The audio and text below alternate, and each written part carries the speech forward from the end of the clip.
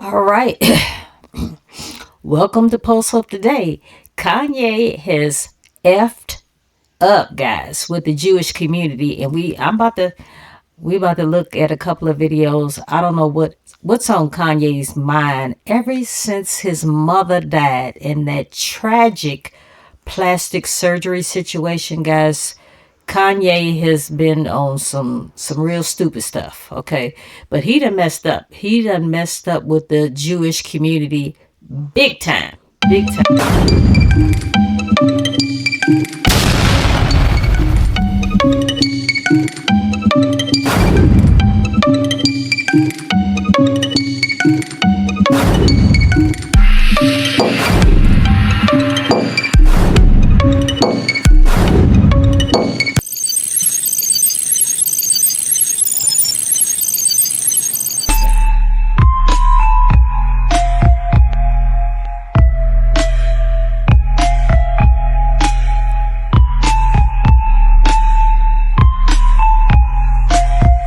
Jewish community is upset. You see what the t-shirt says?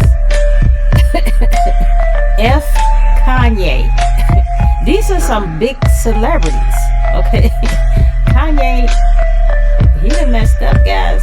And hold tight, cause I'm gonna show you what he did. He's on some stupid stuff. Kanye is on some real stupid stuff. There you go. Some top tier celebrities, Jewish celebrities that's mad at old Kanye. Kanye West just burned over $8 million on a Super Bowl ad. On February 9th, 2025, he ran a 30-second commercial promoting his website, Yeezy.com, during Super Bowl 59, with ad slots costing between $7 million and $8 million. It was a massive investment. But instead of turning a profit, the whole thing backfired. Once viewers rushed to Yeezy.com, they found a single $20 white t-shirt featuring a black swastika and the label HH01, which the Anti-Defamation League identified as code for Heil Hitler. The outrage was immediate. Shopify, the platform hosting Yeezy's online store, shut down the site, blocking all orders. Within hours, Yeezy.com was offline, meaning West not only wasted millions on the ad, but he couldn't even sell the product he was promoting. To make matters worse, he also posted a series of anti-Semitic comments on X, formerly Twitter, leading to even more backlash. Shortly after, he deleted his X account, further isolating himself from potential customers and fans. Instead of generating sales, West's multi-million-dollar gamble ended with him losing money and whatever else that will come along from the move. Stay tuned for any further updates on the situation if him or his camp responds. He's stupid. After Kanye West's bizarre Super Bowl commercial promoting his clothing website Yeezy.com, the front page of the website now sells one single shirt. This. A t-shirt with a swastika. And yes, this is real. Well, YouTuber and podcaster Ruslan is here to help us break this down. What's going on, buddy? Hey, what's up, Raj? Thanks for having me, brother. Well, thanks for coming on, man. I don't even know where to start. What was your initial reaction? Actually, I wasn't surprised, and here's why. This isn't the first time Kanye has done this, unfortunately.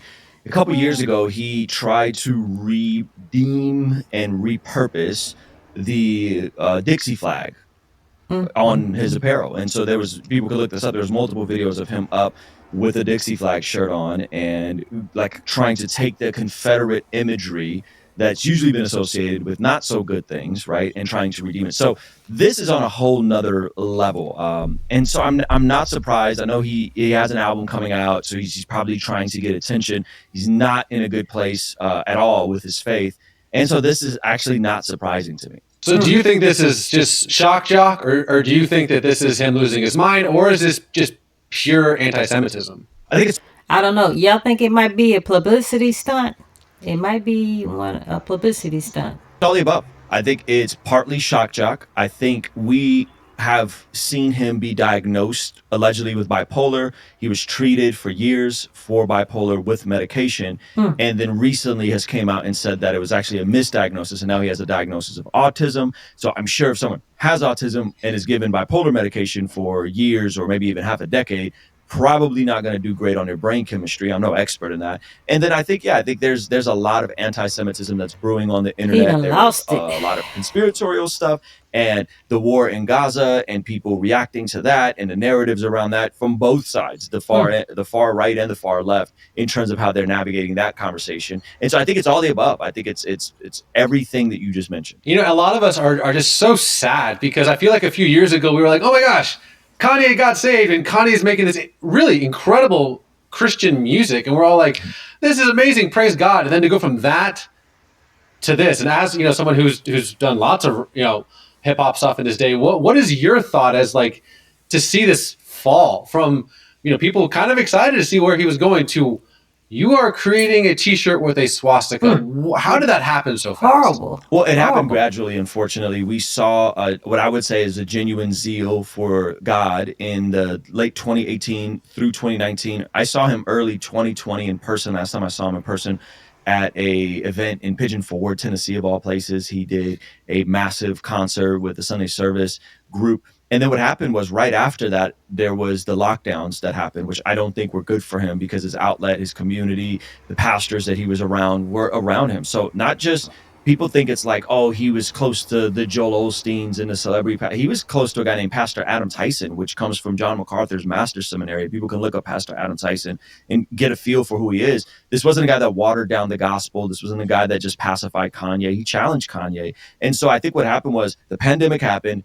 Everyone's locked down. He has no community, or has less community than he's used to. He can't do his Sunday service thing. Then he gets this idea of running for president. That didn't go very well. And in the midst of that, he ends up losing his marriage. And he was really praying and believing that God would restore his marriage. He was at one point very anti-porn. He was very pro-modesty. There was a whole window of time where his wife at the time, Kim Kardashian, was like dressing different and covering up. And this was because of Kanye. And there was a time where they did an album and he told everybody they couldn't fornicate and couldn't be sexually immoral while working on his album. This is post Jesus is King. So I think what happened was, it's the death by 1,000 cuts. You get isolated, you get alone, some things in your personal life, some prayers don't get answered the way you wish they got answered, and you're not treating your mental health properly, probably because of perhaps that misdiagnosis that he had with bipolar. He really has autism. So I think it's just a whirlwind, and it's not to justify what he's doing, because what he's doing Kanye is not justifiable. But I do think it brings a bit more context in terms of what happened over the past several years. Well, you and I have been to Israel together, and obviously you know my heart for standing against anti-Semitism. So where do you think the line is? Do you think it's, hey, this guy's obviously there's a lot of factors going on. Let's just kind of ignore him. He's dealing with a lie. He's kind of lost his mind. Versus, dude, this is like horrifically anti-Semitic. As someone who's been to Auschwitz and Majdanek, and it's personal for me. And so when I see someone with this kind of platform who used it on a Super Bowl commercial to draw attention to this, I don't know what to do. Like, should I, for the person watching this, should they be outraged? Should they be like livid? Or should it's like, okay, the more attention we give this, the worse it becomes. What should people at home do with the front page of Yeezy.com? How y'all feeling about it? I really feel, it's horrible. I don't know why he did what he did. How y'all feel about it? I would lean more towards the latter. I would lean that the more attention and the more outrage we give it, the more he wins and the more this behavior is enabled. And I know it's impossible to say, well, just ignore Ye, but Ye's one of the biggest artists in the world, right? But I really think a lot of what he's doing now is to get attention for whatever it is he has going on. Drive people to his store, drive people to his music. Yes. And again, it doesn't make it excusable, but I think unfortunately we're dealing with someone that's probably in the middle of a psychotic break, or has already had a psychotic break, or is under severe demonic oppression. And the way out of this is going to be he's either going to self-implode and it's going to get worse, or he will have to do a lot of work and perhaps go to Israel and perhaps educate himself on the history of the Holocaust and Israel as a nation, and get a better grasp of the Jewish zeitgeist and why they are successful in some regards, right? And understanding the culture as Where is his publicist when he comes up with these flighty ass ideas? That's what I want to know.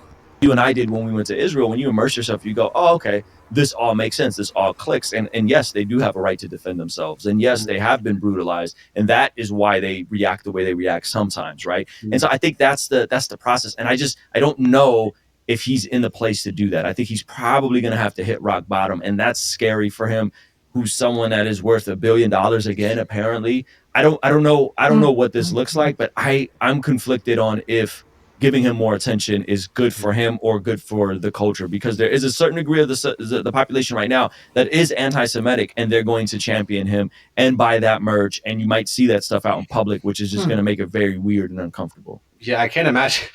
Oh my gosh, like walking through the mall and seeing people wear this shirt, that's just going to be a hard pill to swallow. God. Okay, lastly, you have a massive platform, and you're obviously dealing with a lot of super important cultural issues.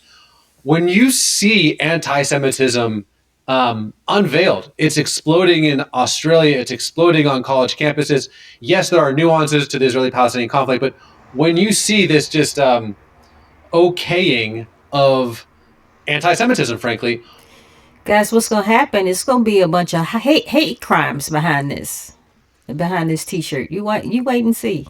How do you respond? What would you like your audience to know? How do you help people process what seems to be a re-emerging hatred of the Jewish people? Well, I think it's a re-emerging hatred and apathy in general that we're seeing in culture. If I just were to get personal with you for a minute, Raj, 2 weeks before October 7th, there was 100,000 Armenians that were displaced from Azerbaijan in the Nagorno-Karabakh region. This is the reason why me and my family came here as refugees. And I don't remember people being upset about ethnic cleansing. I don't remember anyone talking about that. And so if people are legitimately upset over the Israel-Palestine situation and they have concerns and they're coming from a biblical worldview, fine, let's talk about it. Let's have that conversation. Let's define terms. Let's see, is the IDF being held to an unrealistic standard, or are they just doing a bad job? Or is it a combination of the two? Let's have that conversation. But what I don't appreciate is people who know that ethnic cleansing is happening all over the world, but for whatever reason, they want to get myopic and make this the issue and the hill that they want to die on, when just less than 2 years ago, 100,000 Armenians, which I'm Armenian, got displaced from the country I was born in. And I didn't hear anything in the mainstream media. I didn't hear anything from the left or the right about this conversation. So in terms of anti-Semitism, I think it's goes back to the unfortunate human need to dehumanize, to see someone as other. And that's been happening throughout all of history. And I think it's more overt now, which makes it kind of scary. And then I also wonder how much of this, in the context of a yay, is part trolling and trying to be edgy and trying to get attention. True. And I just would say that's not the way you go about it, right? Now, there's also theological layers to it, where you're talking about, did the church replace Israel, or does God still have a plan for Israel? And we've discussed that at length on my channel as well. And I think that's where you really have to have pretty layered, nuanced conversation. But generally speaking, I think that the people of Israel have a right to defend themselves. I don't think there's anything wrong with that. I think they have a right to be in the land. And I think that how that gets navigated could get messy. I had a friend of mine on the channel who was a former IDF soldier, his family's still in the IDF. And we talked about some of the, hey, why are, IDF folks, why they take out accidentally their own civilians? Are they being sloppy? What's going on? Again, I think those are fair conversations to have. I don't think we give the government of Israel a blank check to do whatever they want to do. I don't think anyone's really advocating for that. But in that, I do think that there's a real tension that's happening, and it's all over the same strip of land that people have been fighting for thousands of years. Ruslan, my brother, thank you so much for coming on and helping us unpack this pretty weird piece of news, my friend.